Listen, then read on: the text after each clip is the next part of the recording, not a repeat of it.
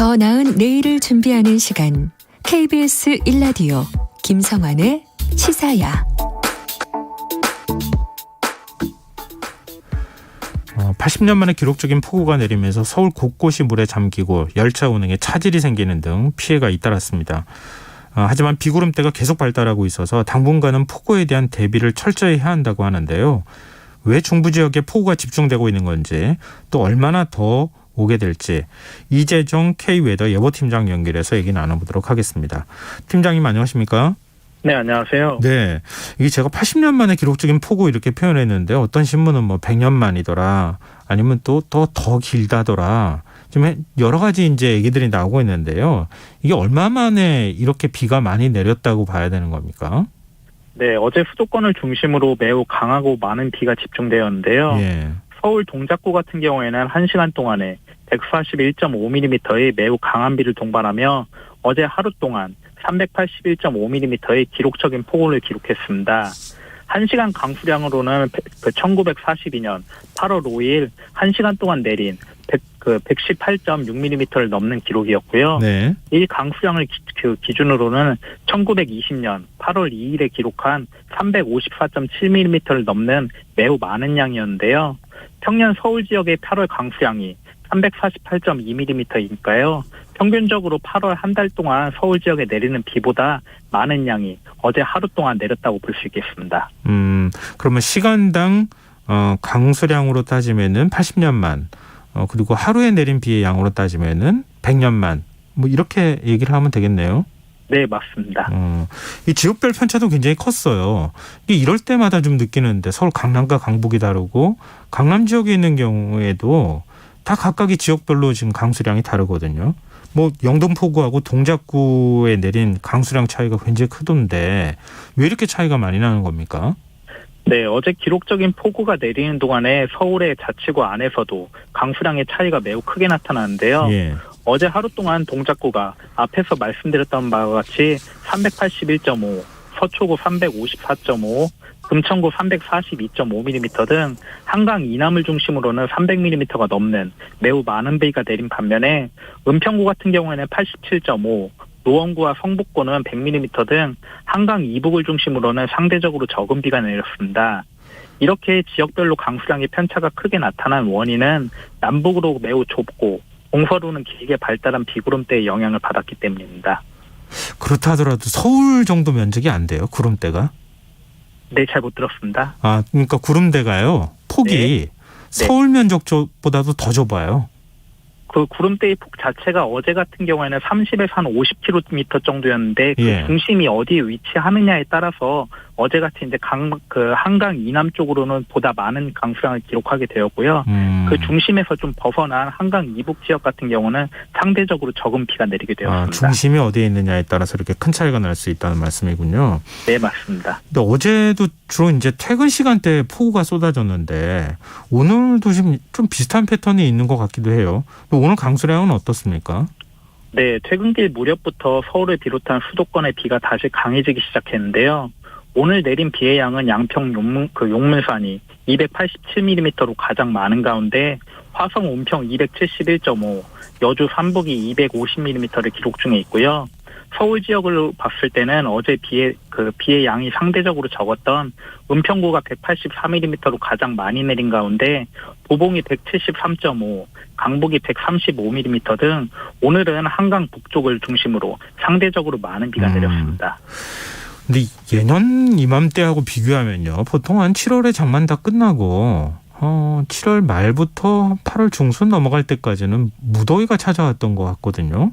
근데 올해 8월 초에 이렇게 비가 많이 내리는 거는 굉장히 이례적인 거죠, 그거하고 비교하면. 네, 일반적으로는 지금 이 시기가 남쪽의 고온다습한 북태평양 고기압이 우리나라로 확장을 하면서 장마전선을 우리나라 북쪽으로 밀어낸 상태로 본격적인 북태평양 고기압의 영향을 받아 폭염과 열대야를 동반한 극심한 무더위가 이어지는 1년 중 가장 무더운 시기인데요.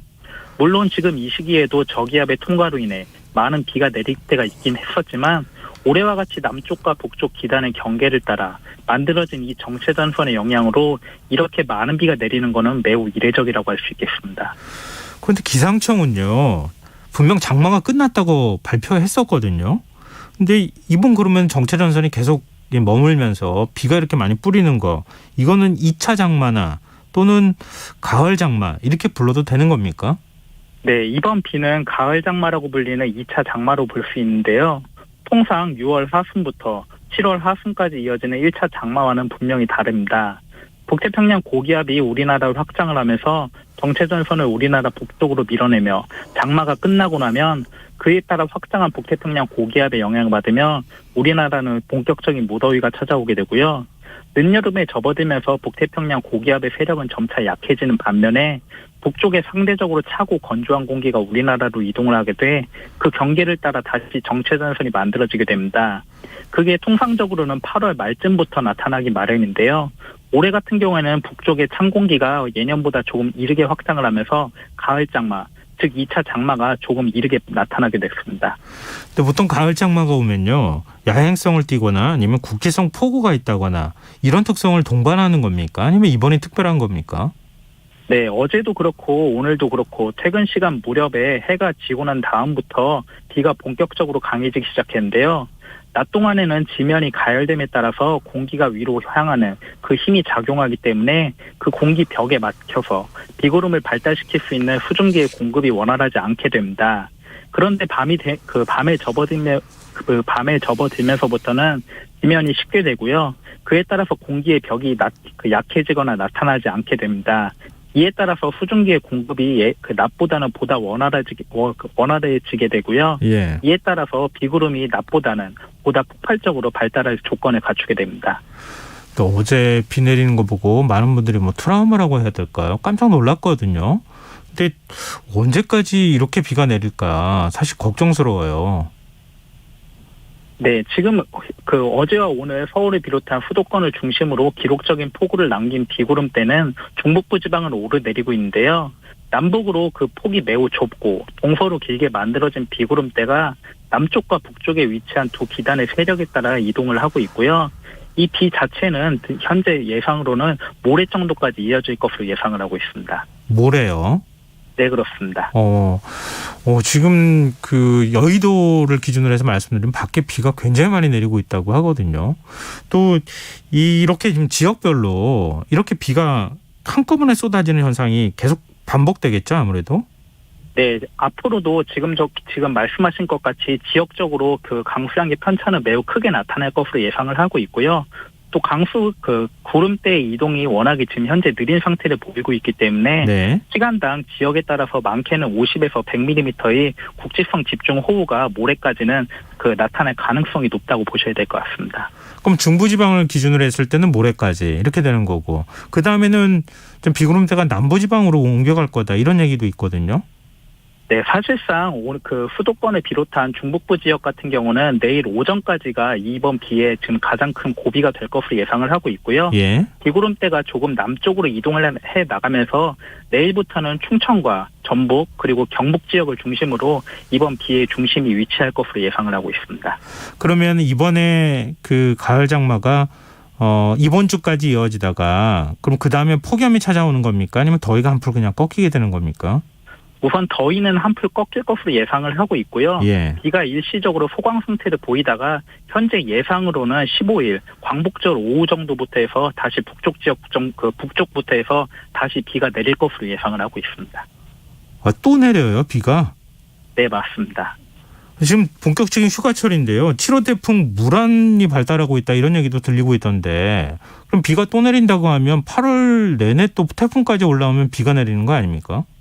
네, 말씀하신 것 같이 제7호 태풍 무란은 다행히 우리나라에 영향을 주지는 않을 전망인데요. 오늘 오후 3시 중국 잔장 지역의 남쪽 약 500km 부근 바다에서 제7호 태풍 무란이 만들어졌습니다.